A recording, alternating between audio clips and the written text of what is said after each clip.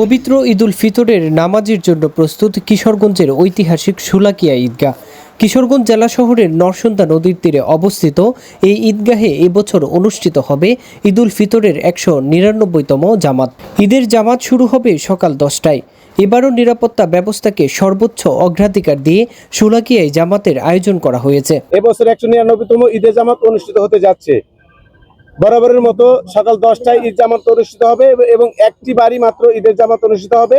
এখানে মুসল্লিদের আগমনের জন্য দুটি বিশেষ ট্রেনের ব্যবস্থা করা হয়েছে। একটি ভৈরব থেকে আসবে, যেটা ছাড়বে সকাল 6টায় এবং এখানে পৌঁছাবে সকাল 8টায়।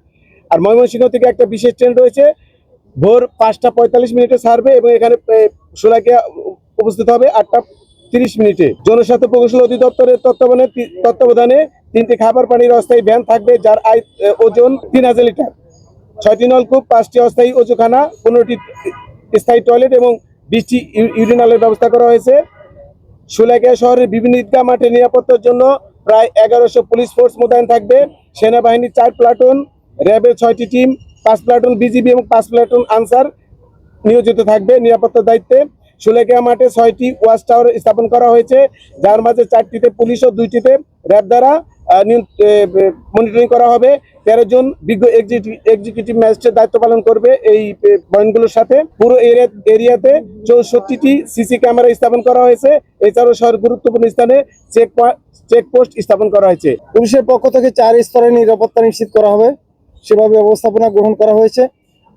পোশাকি পুলিশের পাশাপাশি এখানে সাদা পোশাকের পুলিশ ডিপ্লয় থাকবে, পাশাপাশি র্যাব এবং অ্যান্টি টেররিজম ইউনিটের বোম ডিসপোজাল ইউনিট কাজ করবে। ট্রাফিক ব্যবস্থার জন্য বিশেষভাবে ট্রাফিক ডিপ্লয়মেন্ট থাকবে। আমরা গেটগুলোতে চেক করার মাধ্যমে এখানে আমরা প্রবেশ করার ব্যবস্থা করব। প্রযুক্তি নির্ভর যে প্রক্রিয়া, এই প্রক্রিয়া অনুসরণ করে পুরো মাঠটিকে আমরা সিসিটিভির আওতায় নিয়ে আসবো এবং এখানে ড্রোনের মাধ্যমে আমরা সার্ভিলেন্স নিশ্চিত করব। এর পাশাপাশি রুফটপ থাকবে এবং আমাদের জরুরি যে সেবা ব্যবস্থাগুলো, সে ব্যবস্থাগুলো সংশ্লিষ্ট থাকবে। প্রতি বছরের ন্যায় এবারও ঈদুল ফিতর উপলক্ষে সার্বিক নিরাপত্তা নিশ্চিত করতে গোয়েন্দা নজরদারি বৃদ্ধি করা হয়েছে। নিরাপত্তা জোরদার করতে অর্থ ব্যাটালিয়ন দায়িত্বপূর্ণ এলাকায় পর্যাপ্ত সংখ্যক র্যাব ফোর্স নিয়োজিত রয়েছে। পবিত্র ঈদুল ফিতরের নামাজের জামাতে সার্বিক নিরাপত্তা নিশ্চিতকল্পে নিম্নোক্ত নিরাপত্তামূলক ব্যবস্থা গ্রহণ করা হয়েছে। এর মধ্যে কন্ট্রোল রুম স্থাপন, ওয়াচ টাওয়ার, অবজারভেশন পোস্টের মাধ্যমে সার্ভেলেন্স, চেকপোস্ট ও মোবাইল টহলের মাধ্যমে সন্দেহভাজন ব্যক্তিদের গতিবিধি পর্যবেক্ষণ ও তল্লাশি, ড্রোন ও বাইনোকুলারের মাধ্যমে পর্যবেক্ষণ সার্ভেলেন্স, সিসিটিভি সার্ভেলেন্স সহ সন্দেহজনক গাড়ি তল্লাশি, স্নাইপার সহ অন্যান্য নিরাপত্তা সরঞ্জামাদির যথোপযোগী ব্যবহার, স্ট্রাইকিং ও রিজার্ভ ফোর্স মোতায়েন। এছাড়াও সাদা পোশাকে গোয়েন্দা কার্যক্রম অব্যাহত থাকবে। জেলা পুলিশ ও জেলা প্রশাসনের সমন্বয় সহ র্যাব 14 এর আওতাধীন সড়ক ও মহাসড়কে মোবাইল টহল মোতায়েন থাকবে।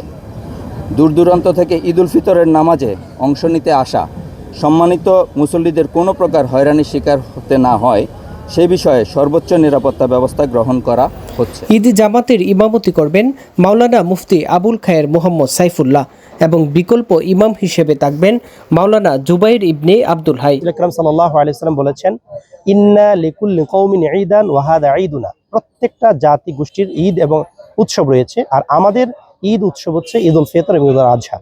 আমরা ঐতিহাসিক শোলাকিয়া ঈদগাহ মাঠে ঈদুল ফিতরের 199তম জামাতে সবাইকে স্বাগত জানাচ্ছি। আমরা আশা করছি বিগত বছরের মতো মুসলিয়ান কেরাম শান্তি, সুস্থ, নিরাপত্তার সাথে ঈদের জামাত উদযাপন করতে পারবে।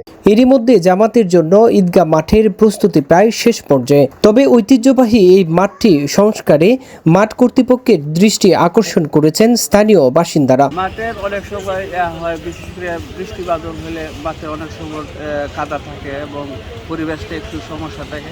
এই জন্য আমার মনে হয় যে যথাযথ কর্তৃপক্ষ যদি আরেকটু আন্তরিক মাঠটাকে ডেভেলপ করার জন্য, উন্নত করার জন্য যদি আরও একটু ভালো কিছু করা যায়, অন্ততপক্ষে যে বৃষ্টি আসলে যেন পানি না জমে। বিশেষ করে অনেক আমরা এক্ষেত্রে দেখি অনেক স্টেডিয়াম আছে যেগুলো বৃষ্টি হলো পানি জমে না। এমন একটা ব্যবস্থা যদি আমাদের মাঠে এমন করা হইতো, তাহলে আমার মনে হয় বৃষ্টি হইতো না, কাদা হইতো না, মানুষ উৎসব পরিবেশ আরও একটু আনন্দ পাইতো। অন্ততপক্ষে বৃষ্টি থাকলেও যেন একটা সুন্দর পরিবেশে নামাজ পড়া। আশা করি কর্তৃপক্ষ একটা সদয় দৃষ্টি এখানে দিবে। যে এক হচ্ছে বৃষ্টি বাদলের দিনে কাদামাটি হয়ে যায়, আবার হলো সাথে একটা গরু বাজারের একটা বাজার, এইটার জন্য তো আসলে মাঠের জন্য একটু অনেক আমাদের ক্ষতি হয়, মুসল্লিরা ক্ষতি হয়। শোলাকিয়া ঈদগাহ মাঠ এশিয়া মহাদেশের মধ্যে, বিশেষ করে বাংলাদেশের মধ্যে সর্ববৃহৎ মাঠ। এই মাঠে আমরা প্রতি বছর প্রায় 20 বছর যাবৎ আমরা দাদার সাথে বাবার সাথে আইসা একসাথে নামাজ আদায় করছি, এবং সারা বাংলাদেশ থেকে বিভিন্ন প্রান্ত থেকে এখানে আইসা ঈদের জামাত আদায় করে, এবং আমরা প্রতি বছর এখানে নামাজ পড়ে নিজেকে গর্ববোধ করি এবং অনেক আনন্দ পাই, কারণ এখানে লাখ লাখ মানুষ একসাথে জমায়েত হতে পারি এবং আমাদের আনন্দকে ভাগাভাগি করে নিতে পারি। বহুকাল পূর্বে ইসলামের ঐশী বাণী নিয়ে সুদূর ইয়েমেন থেকে এই কিশোরগঞ্জের এই অঞ্চলে এসেছিলেন হজরত শাহ সৈয়দ আহমদ। 1828 খ্রিস্টাব্দে তিনি এই ঐতিহাসিক শোলাকিয়া ঈদগাহ মাঠের প্রথম ইমামতি করেন। তখন তার আধ্যাত্মিকতায় আকৃষ্ট হয়ে এই মাঠে 100 লাখ মুসল্লির আগমন ঘটে। সেই থেকে এই মাঠের নামকরণ করা হয় শোলাকিয়া, আর শব্দের বিবর্তনে ধীরে ধীরে সেই মাঠটি হয়ে ওঠে শোলাকিয়া। রায়হান জামান, কিশোরগঞ্জ টেলিভিশন। আপনারা দেখছেন কিশোরগঞ্জ টেলিভিশন।